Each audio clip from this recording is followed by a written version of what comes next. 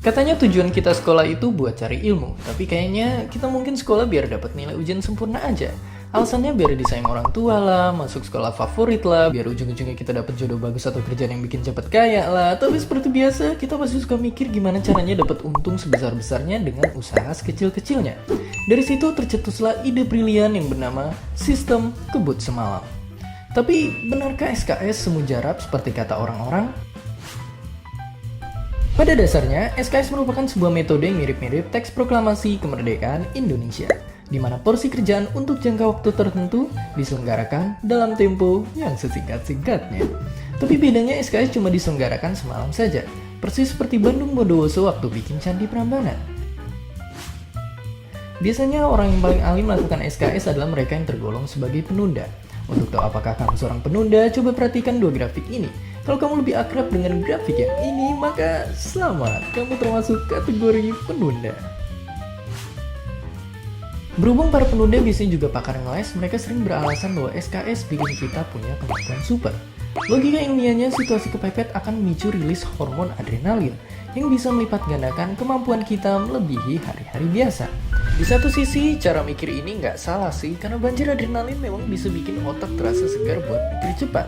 Tapi di sisi lain, efek ini nggak bakal berlangsung lama dan biasanya menyisakan stres dan capek yang luar biasa. Memang tiada yang abadi di dunia ini. Selain itu, SKS punya efek samping yang tak terelakkan, yaitu begadang.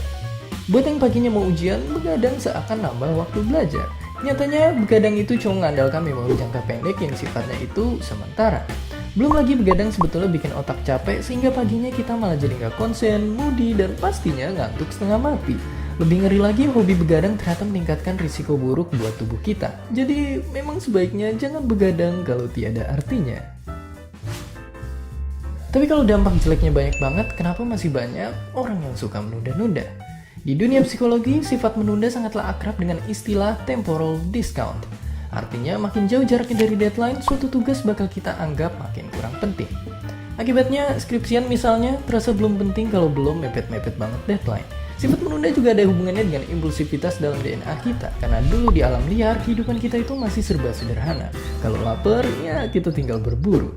Urusan hari itu ya dipikirkan saat itu juga. Tapi makin kompleks kehidupan manusia, makin banyak kebutuhan yang mau gak mau harus kita rencanakan jauh-jauh hari. Cuma praktiknya, impulsivitas prasejarah kita ini memang masih suka kumat-kumatan. Pokoknya selalu saja ada alasan kalau sesuatu belum mengancam nyawa atau gengsi kita.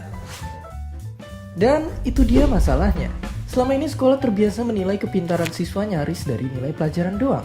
Gampangnya dilihat adalah hasil jangka pendek, bukan jangka panjangnya. Akhirnya wajar saja kalau kita juga jadi gampang menyerah pada kesenangan sesaat tanpa memikirkan apa akibatnya di kemudian hari. Apalagi dengan banyaknya distraksi online yang rewardnya serba instan seperti sekarang. Padahal pepatah juga tahu, kalau mau maju kita memang mesti bersusah dahulu, baru bersenang-senang kemudian. Dan seperti biasa, terima kasih. Selamat Hari Pendidikan Nasional. Untuk merayakannya, kau bisa berkolaborasi bersama kanal-kanal edukasi hujan tanda tanya, Ayo Mikir, Kamu Harus Tahu, dan Science Bro.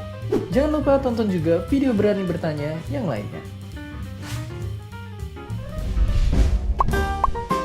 Hi, thanks for stopping by our video. Don't forget to comment, like, and subscribe.